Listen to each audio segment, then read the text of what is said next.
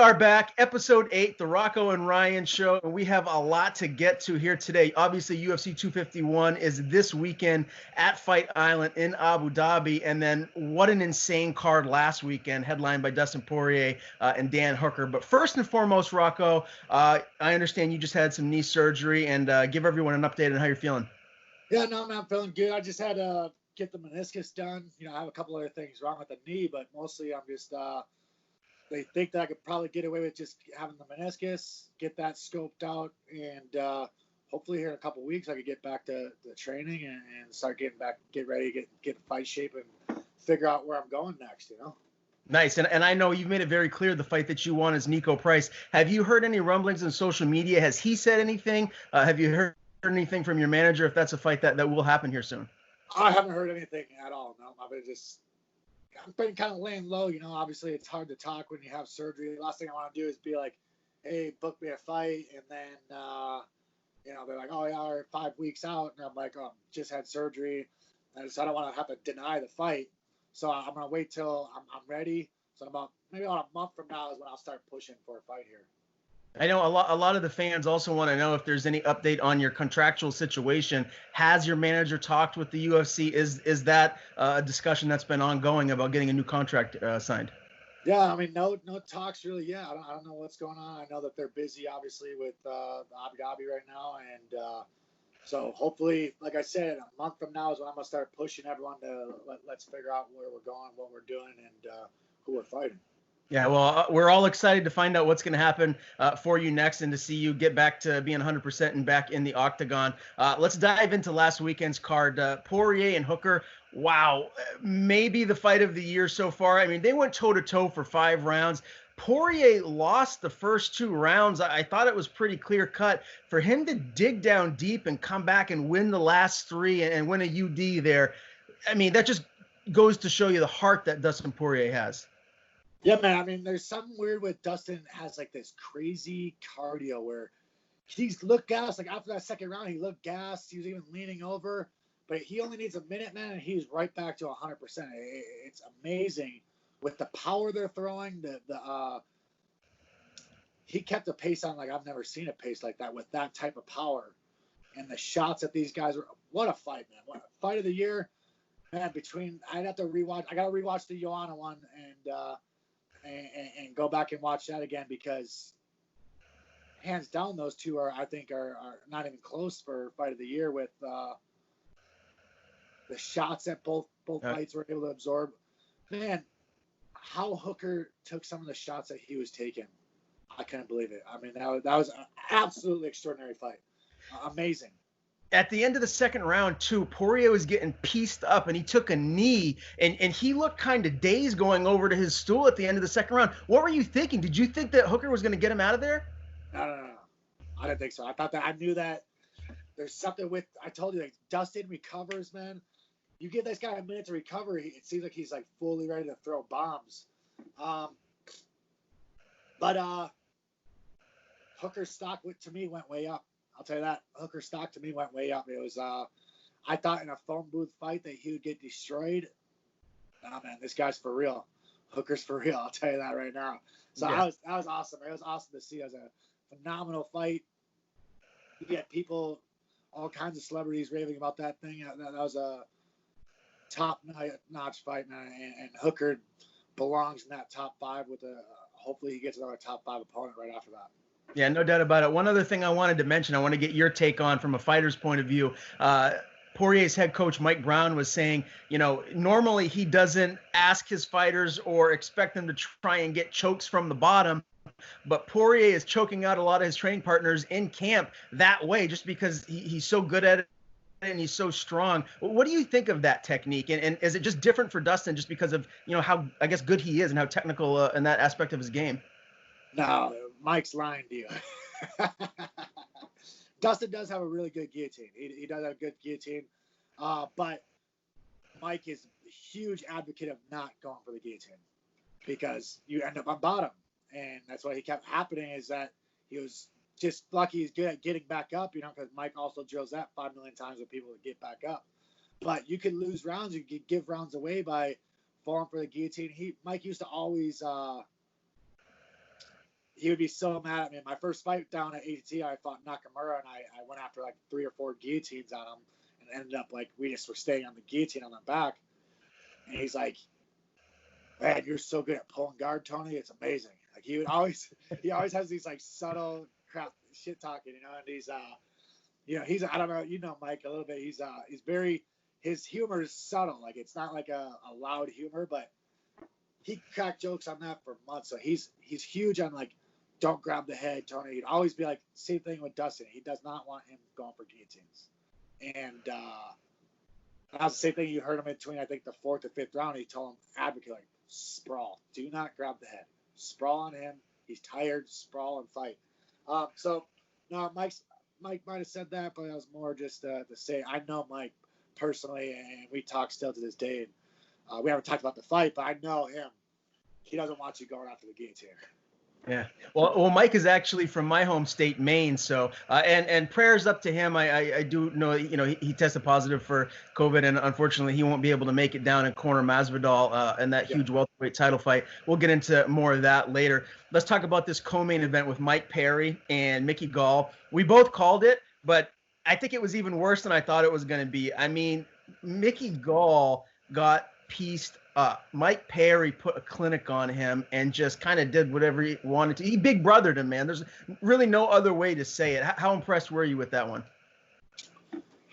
Impressed? I mean, it's hard to be impressed when I feel like it's like a huge transparency and skill level. You know, I mean, I think that Mike Perry's, I think he's like a top 25 fighter. You know what I mean? And I don't think he's a top 20. I think he's just that 25 to 20, and he's a exciting fighter. He can get in there with guys that are top 15 and he can fight, but he's not a guy that I don't think can ever fight for a title. He's definitely a loose cannon, but I mean, no, he looked good, man. He fought smart, but Mickey Gall, I just don't think he's earned what he has, and I don't think he earned a spot on the roster the right way. But his striking does look like it's improving. You know what I mean? He is working his skills. But I mean, to get out grappled, to get out struck, to get out wrestled from Mike Perry, I don't know where do you go from there. I don't know where you go from there. Well, let me ask you this, because you're clearly ranked higher in the division than he is. He does have a nice name behind him, though. I mean, he gets a lot of attention. He's very well known. Would you like a fight with Mike Perry? I mean, No, I've tried to get it. I've tried to get it multiple times. The UFC doesn't want the fight. I don't know. I don't know if they just think that. I don't know. I think they protect him a little bit in the aspect of they just want him in with guys they think will be at least an exciting fight. I just think that they'll. I don't know, man, because he fought with Pozanibo. That was close fight too with Pozanibo. Pozanibo top 5. I mean, was top 5 at that one point as I fought forever, but. So that was shocking, but I think my skill set's way better, man. I just think that he throws too wild. I think I'm too crisp on the feet for him, and I think that obviously I'm a way better grappler, but I don't think I'd even grapple with him. I think he's too small for the division as well. I think that he could go down to 55. Yeah, I do agree with that. You know what's crazy too, Rocco, is honestly, like, so I mentioned earlier, you're ranked higher than him, but I feel like a win over Perry would probably get you into that top 15 because of the name that's behind him. That just goes to show you with the rankings. I think most people would agree with that. And the rankings need a little bit of work, but I'd like to see that fight. I'm sure the fans would like to see that fight. Whenever you do get your next girlfriend, your significant other, would you consider having her in your corner for one of your next fights? No, I actually had I had Kayla in my corner. That's different though. She's a beast. She's one of the best fighters out there. But still, she was still very new in MMA. We went out to Australia, and Mike Brown got stuck in LA, wasn't able to make the trip, and I was flying him up last second, and I ended up like, all right, well, Kayla, you're gonna be in the corner now, and no,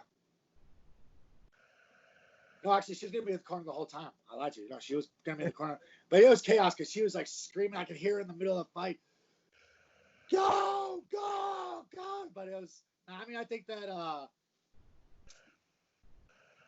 if it's a high-level fighter, high-level coach, I don't see a problem with it. Because like Mike Perry, the one thing that Mike Perry did say that is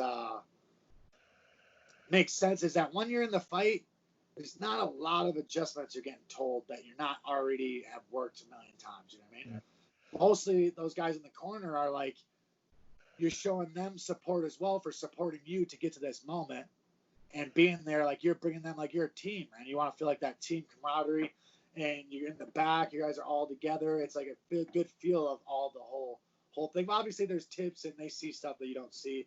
So it's important to have that good high level coaching. But man, no one who wants to coach Mike Perry.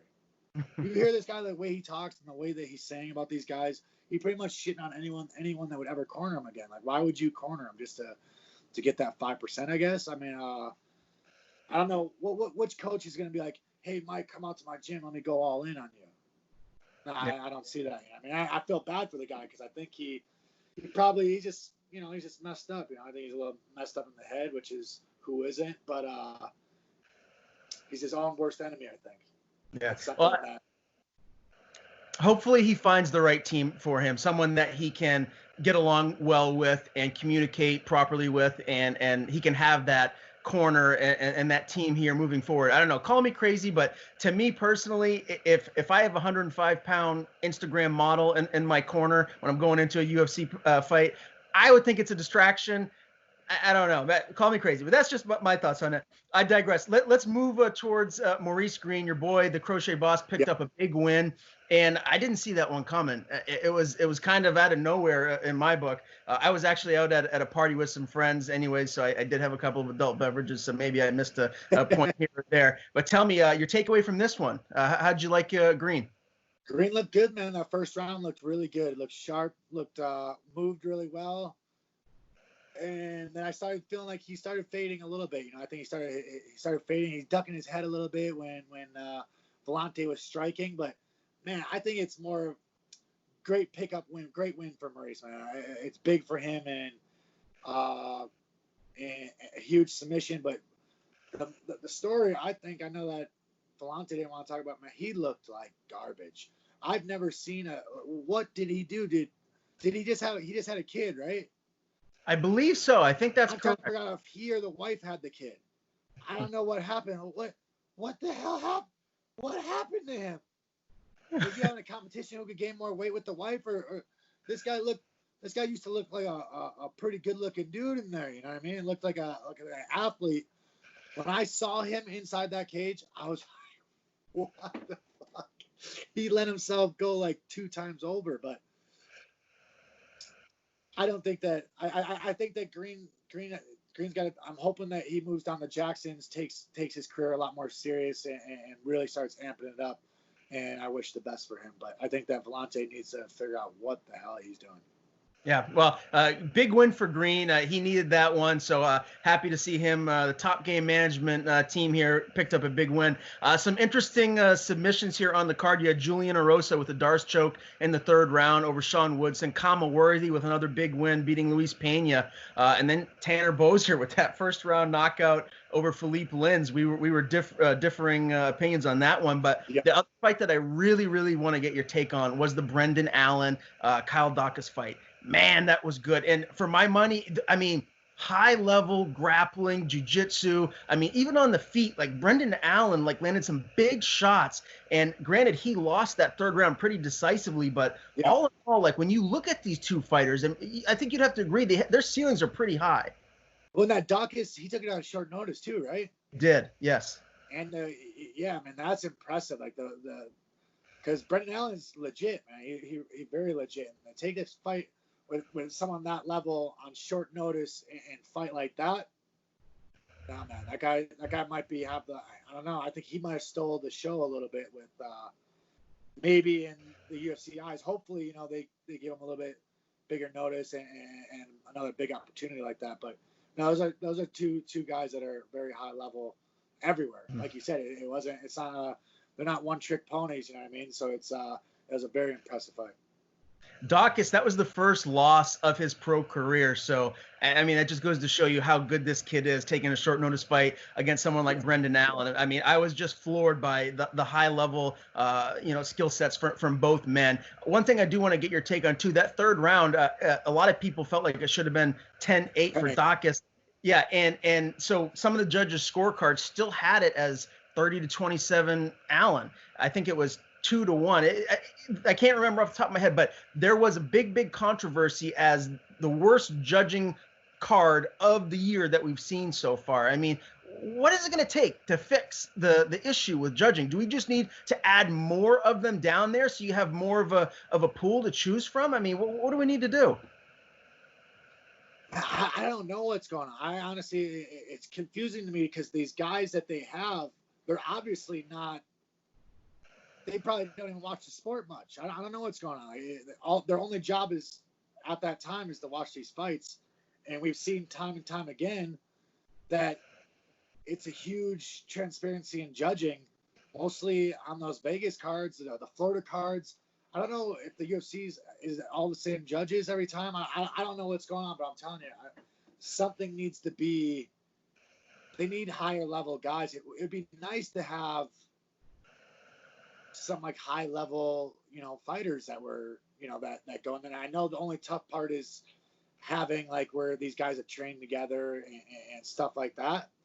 But I'm like, I'd rather have someone that's mildly biased that knows the sport than these other guys that are probably biased anyways, and they obviously don't know, from their head from their ass. I don't know what's going on. It seems like some of it is way off, and it doesn't make sense. Like you said, that there's no way that fight was 30-27. Mm-hmm. Yeah, no doubt about it. Every fighter that I've interviewed that I've asked this question to, they say the same thing, much like what you just said about having former fighters, someone that has actually competed their cage side, scoring the fight properly, and that only issue is if they trained with one of the fighters that are inside the cage competing. I just think you need to have enough of a group of judges of these former fighters and just rotate them. Make sure you have plenty of them there on fight night. And make sure that they're not judging a fight where they could be considered biased. Well, I know that what would be interesting to me too is something more like the NFL would run too is making sure that these guys have better checks on these guys, better checks and balances on these judges of balancing of like they shouldn't be allowed to have any contact with any UFC officials and any making sure these guys aren't in contact with good friends with anyone that I think there's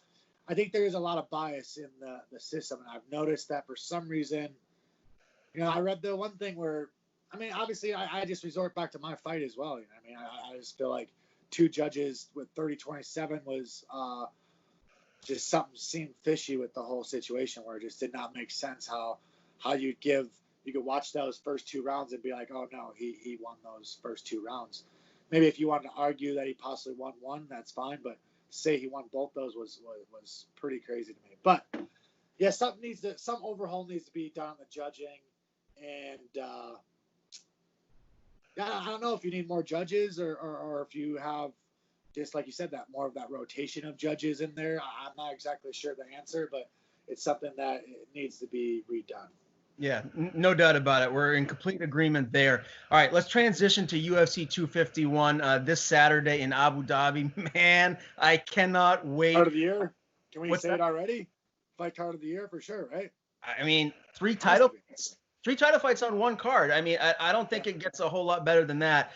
Thus far, this is the best card that we've seen top to bottom. Now, last week, I went 5-0. You went 4-1.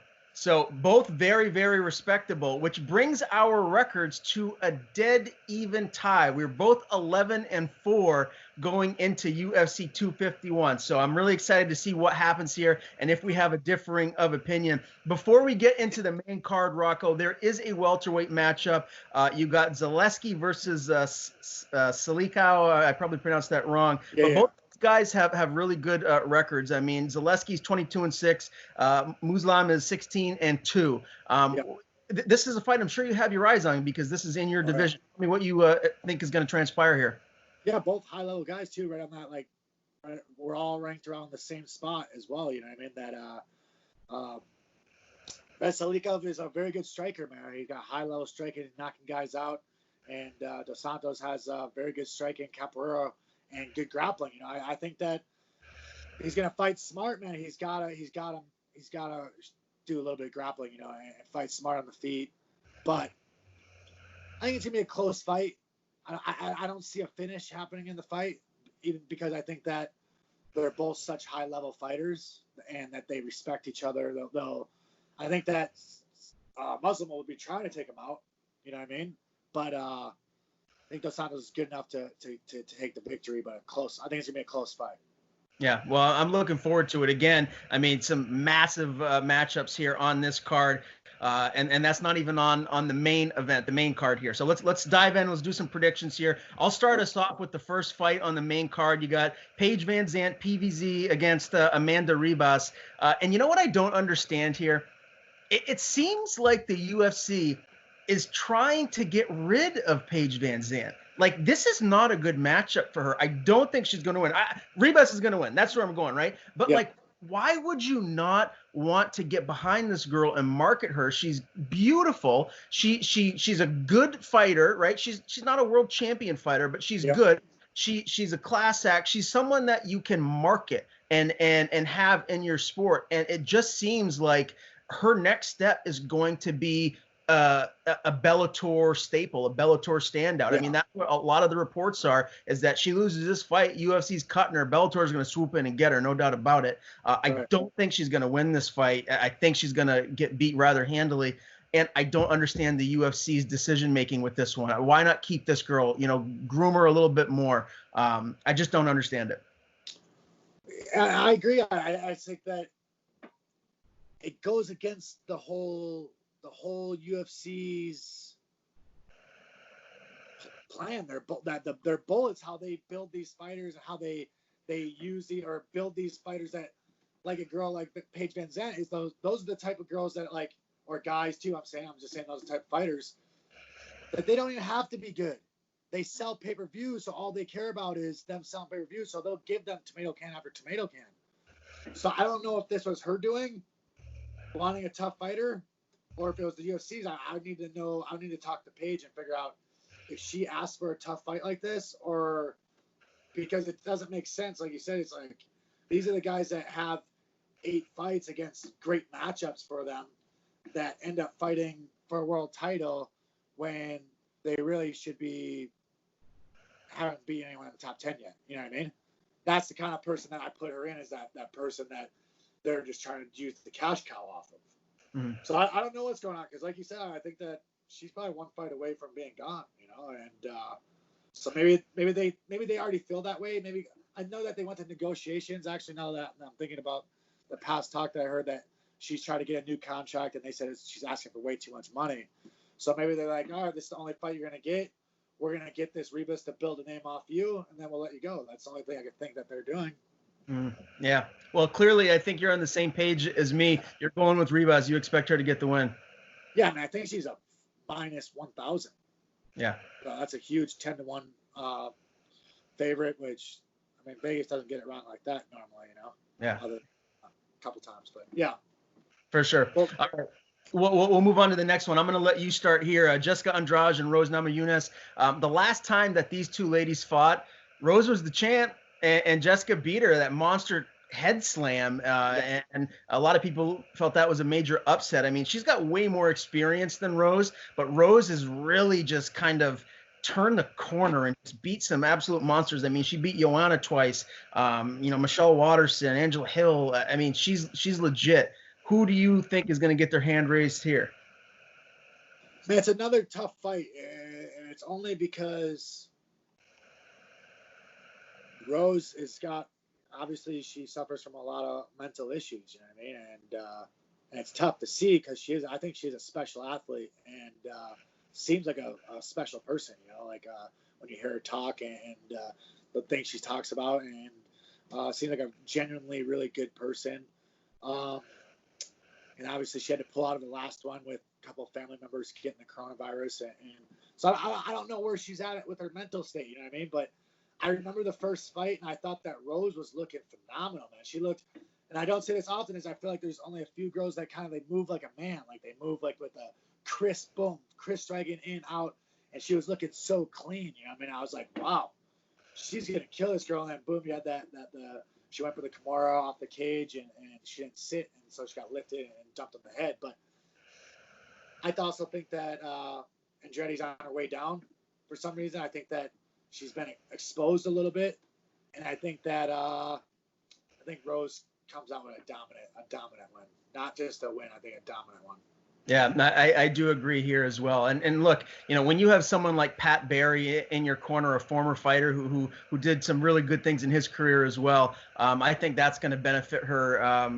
Having her, right there in the cage. I mean, they're married, correct? If I'm not mistaken. Yeah, I think so. Yeah. Yeah, they're married, and me. Forever, so yeah, for sure. And me and Rose, actually, we have the same birthday, so that's another reason why I'm going with Rose for the win. I got to go with my girl Rose here. Now, all right, so this is the first title fight of 3 here on the main card.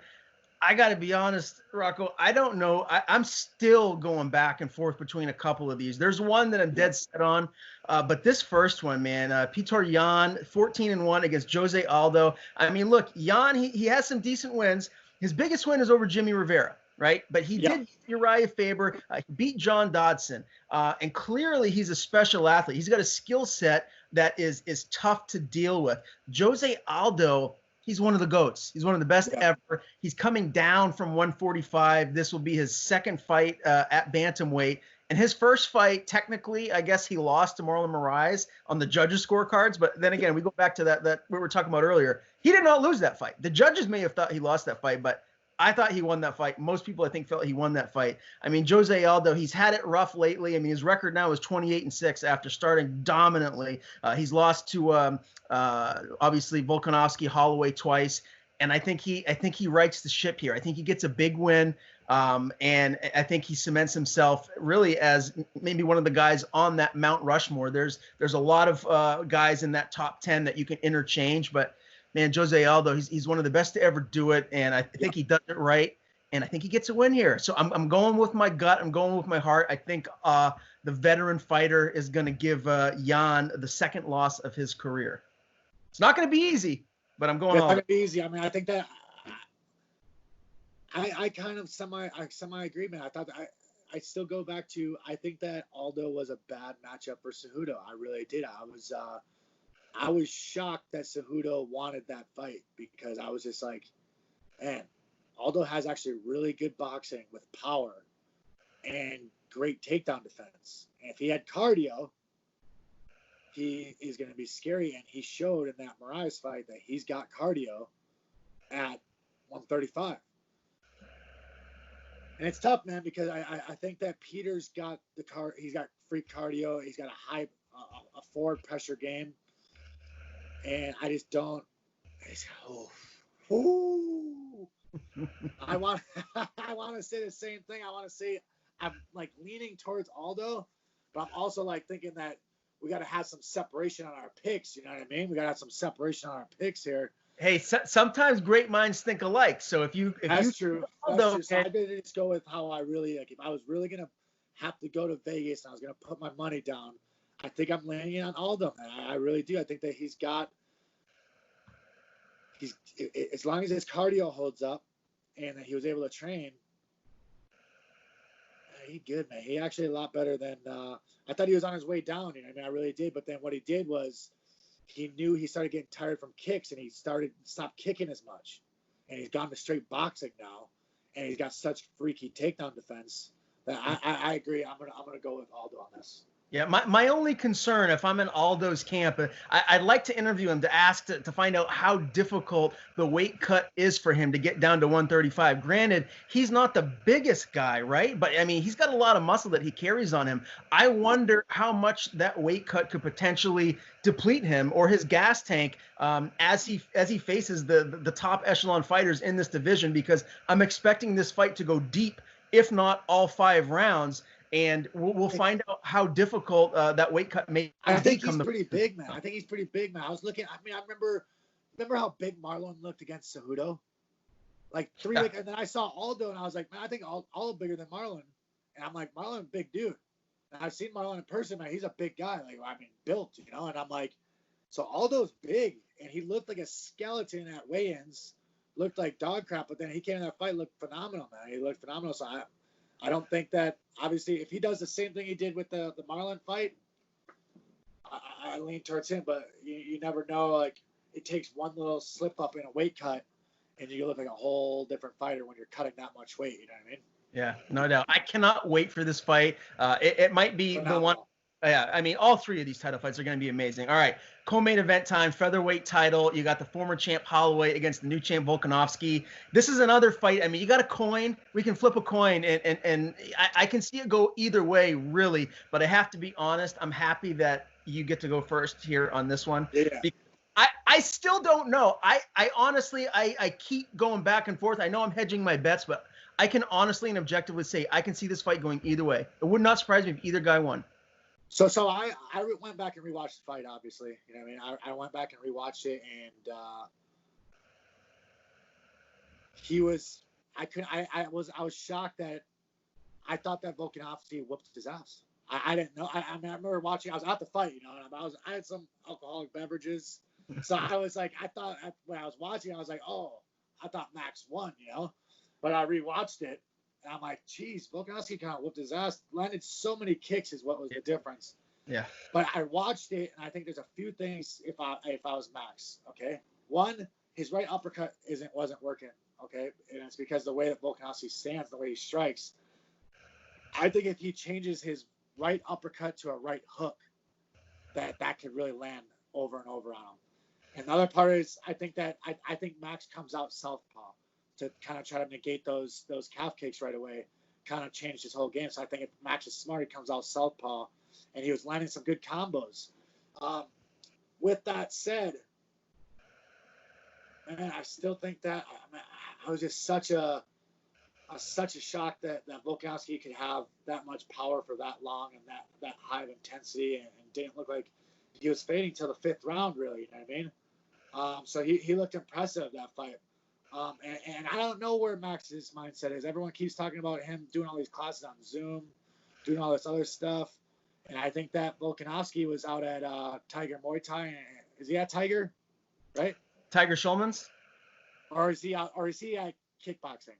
The city kickboxing.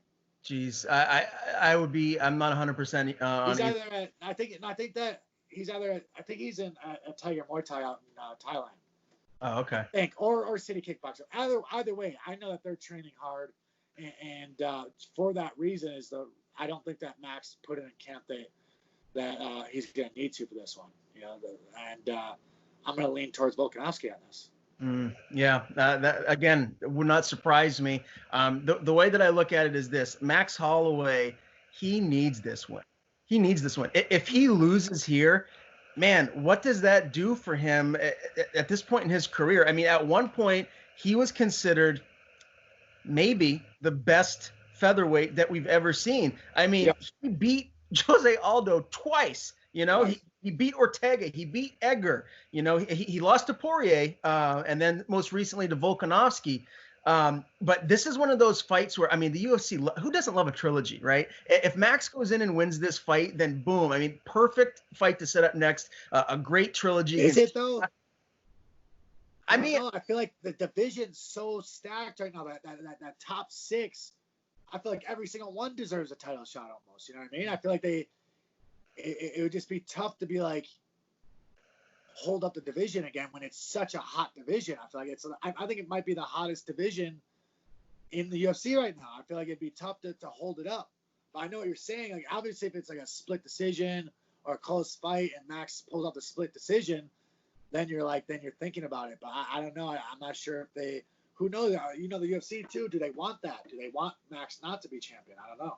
Yeah. Well, and again, I am a little concerned about, you know, his camp and some of the rumors that we're hearing. However, I'm going to lean towards what Daniel Cormier said, and he said that's all BS. Max is ready. He's put the work in. Yeah. He's not going to show up to a title fight against a guy that he lost to, not at 100%. So I'm hedging my bets a little bit here, but I do think Max is going to retain the belt. It might be controversial. I do think it's going to go the distance, but we're going to have our first differing pick here. I'm going to go with the former champ Max to regain here.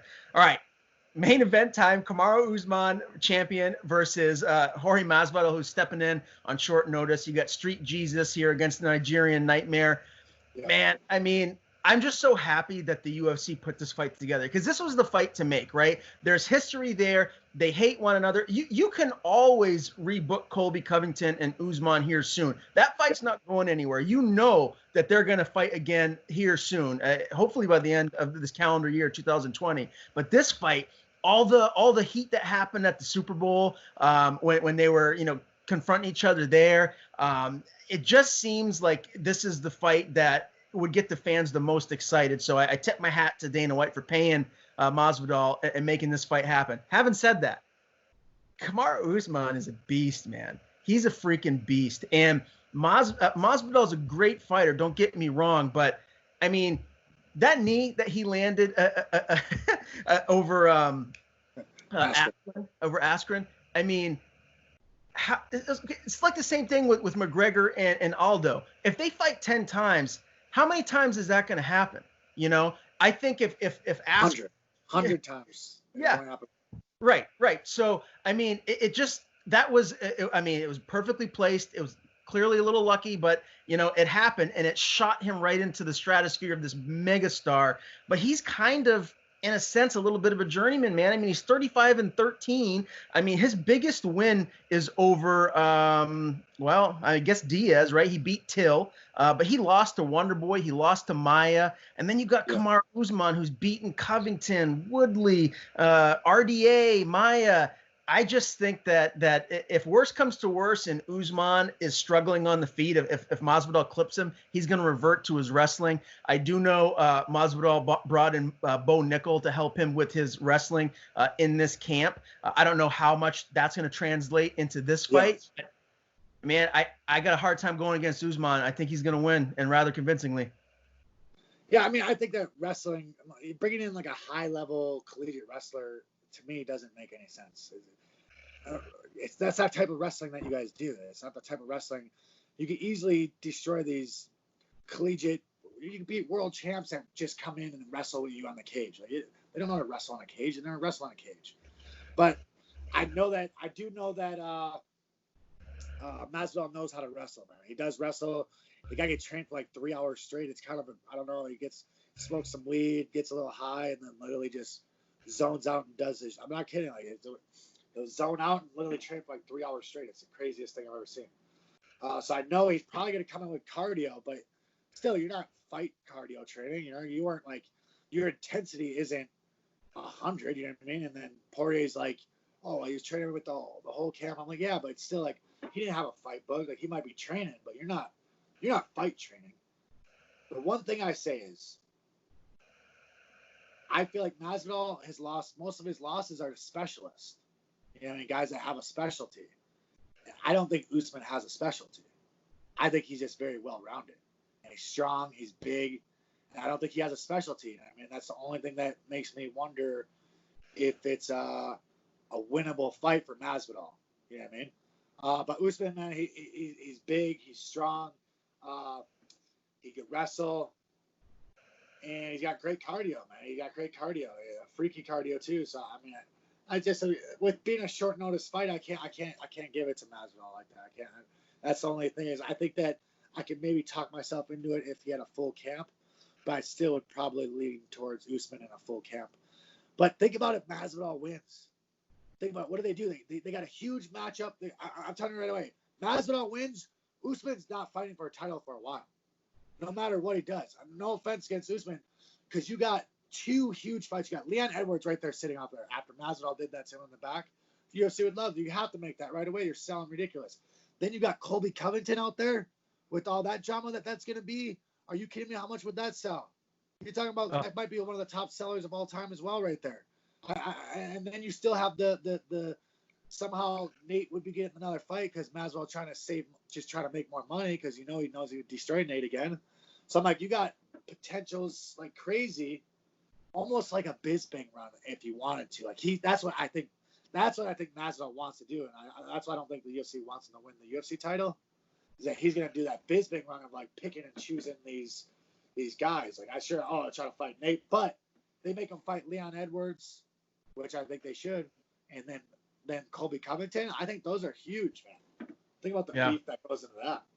Oh, sign me up. Sign me up for any of those. I mean, you were talking earlier about how stacked the featherweight division is. Man, this welterweight division is right Yeah. there with that Those are 145 1 and division. 2 for sure. Oh, 1 and 2, not even oh, close. yeah, I mean, GSP always been my favorite fighter of all time, so I've always had an extra special love for the 170 pound weight class, and it's as good as it's ever been, really. I mean, it's so Yeah. deep. There's so many great fighters in there. You know, even outside of the top 15, there are some legit fighters that need to be in there. I'm talking about you, man. So. Hey, I appreciate it. I appreciate it. No, I think that I agree, man. I think that by far those the 2 top divisions, and you have the 2 top divisions fighting in the same night for a title. Come on, man.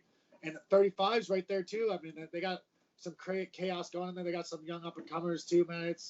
But 45 and 70 are the 2 top divisions right now, and I think that this is going to be the best card of the year.